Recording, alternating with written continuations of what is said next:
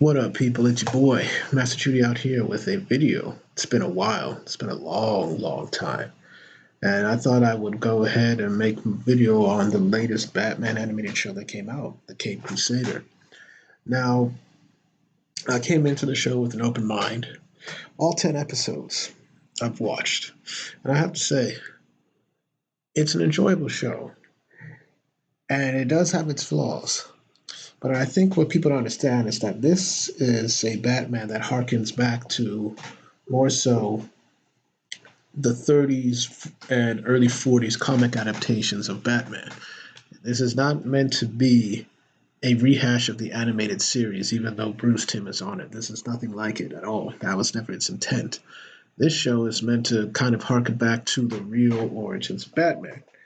And that's not to say that it has its own flaws, but I once again go ahead and, you know, recommend this show. I'd give it a solid 7.5 out of 10. It's a pretty good watch, but like I said, it has its flaws. But let's go into what I did like about this show. I did like, the more um, honest detective work in it. You know, kind of Batman going in, doing his thing, kind of going and tackling the mob, doing his own investigations, and whatnot. Definitely, you see the brand of the detective side of Batman.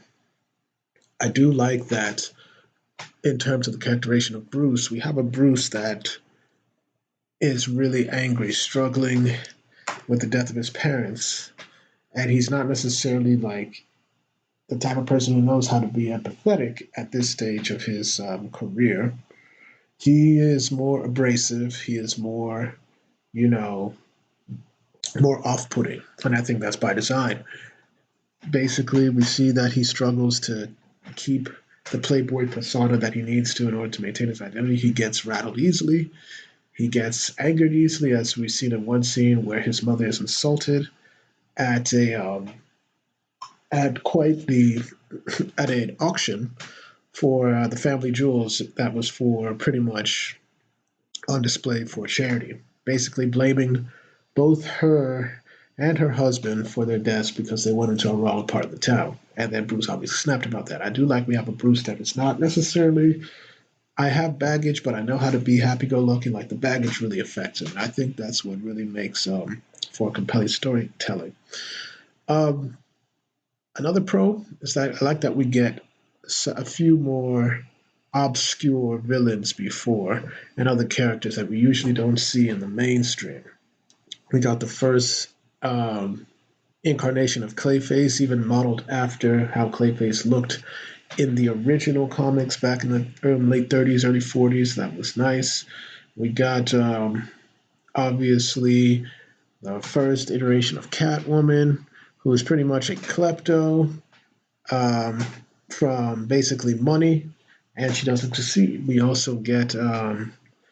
We get this time, even though he's not an old villain, he came from the animated series, as opposed to Maroni and Falcone. We get Rupert Thorne as the major mob tie here. We also have, of course, the original intent of Two Face, looking as we do, even though he was short lived. But I'll get into that later. Um, we got a lot of stuff. We got Papa Midnight as well, and the Gentleman's Ghost. And what I love about the particular introduction of the Gentleman's Ghost is that they definitely made sure he was supernatural in this one, and it offered a refreshing take on like, this is supernatural as opposed to Batman the animated series where everything when they introduced Zatanna, it was more of like, sleight of hand and optical illusions where and then they abandoned that clearly in Justice League Unlimited where Zatanna was a 100% magic practitioner. Here, the supernatural exists, and I think that's very good as well. As I mentioned, the story in itself is pretty good as well. We do have the overlying arc of the mayoral campaign with Harvey Dent versus the current mayor of Gotham, him getting into bed with corrupt mobsters, corrupt police, everything, and all of that type of stuff as well. Now, I'll get into, but and Another thing as well, the animation is great. Really like the animation; it's really well done. Definitely that old feel of the 30s and 40s. The beginning credits and the end credits of Batman just going around interacting is all well and good. Um, Alfred Pennyworth is pretty nice in this one as well.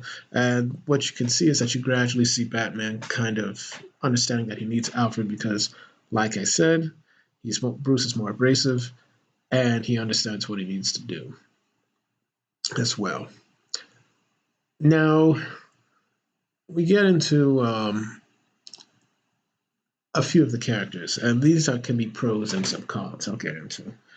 Um, so as we know, in this case, you have a lot of characters that have been race swapped and gender swapped. Now, for starters, we get into Oswald Cobblepot, which is obviously a female version of the Penguin. And surprisingly, I didn't hate it. I thought I would, but she grew on me, and I liked her for the one episode that she was in. I don't think that was necessarily a problem. She was definitely different, nothing wrong. She was just an opposite, even though you could have used Falcone's daughter, basically, if you wanted a female mobster, but it is what it is. That's what happened. But it didn't necessarily bug me.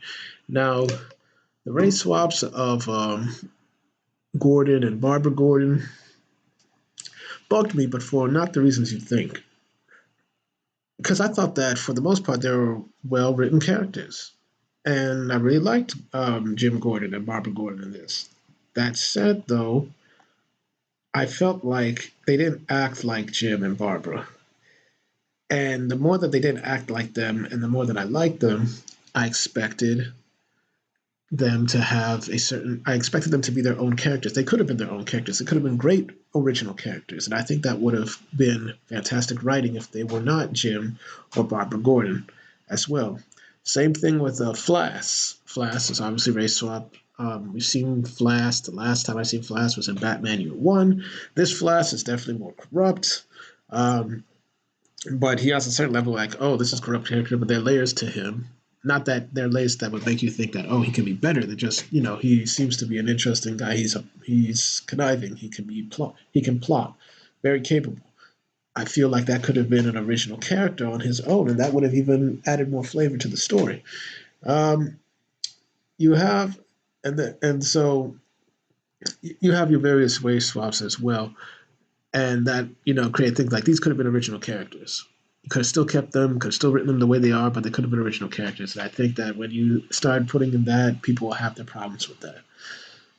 Obviously, we get into the major things where we have Harley Quinn, who's kind of like the 40s doll type of thing. Um, I thought that she was a little bit too perky in terms of a little bit too happy go lucky in some cases. But I guess you can see, but I guess, when she flips the switch, it obviously offers that contrast. Her and Montoya, no, that didn't work for me. I think people have reached a point where having Harley with women kind of ruins her appeal. But at the same time, her and Montoya's relationship is very fascinating because it kind of clashes with the atmosphere that the Cape Crusaders in. Obviously, this is, let's say, the 1940s. Now, there doesn't seem to be racial bigotry in this scene. It is what it is in the 40s, even though that's why the race swaps kind of, offer a little bit of intriguing contradictions, but that's neither here nor there. At the same time, though, you're clearly having implied that Montoya was put in the position she was in by Gordon to, prove a point, and clearly people are not going to respect a woman in that case. But at the same time, having Harley and Montoya in a very open relationship in that setting, oh, everybody's just cool with it, leads me to believe that then why wouldn't they be cool with a woman in a position of power within the force as well? That's just an interesting observation that a few have made as well. Also, going back to a few characters, another pro is that it was good to see Jim Corrigan, even though I would say I don't like what they did with him, where they made him basically a corrupt cop. Because if you know Jim Corrigan, he becomes the vassal of the Spectre, and Jim Corrigan was murdered by corruption. So I think that was not a good sense out of corruption, Bernard out of corruption. So I don't think that was a good move to make him dirty, in my opinion. But that said, I think that despite the obvious flaws, this is still a very good show. I'd highly recommend it. Like I said, I gave it a 7.5 out of 10. I don't think it's maybe that doesn't scream ringing endorsement, but I think it's a pretty good show, and I would recommend all of you watch it. So thank y'all for watching. Please like, share, and subscribe. Hit the notifications to make sure you're notified once I'm going to do these videos for you, the people, because I want to discuss good shows and give my views on them and get your views on them. But tell me what y'all think. Do you think that this show is good? Do you think that they leaned in on the quote unquote message? Do you think that it was bad? Do you think it could have been better? What would you have done differently? I'd like to hear it. So thank y'all for watching. And hopefully I'll have more videos if I can, but I haven't been good on that. But we'll see what can happen. Thanks for watching. Bye.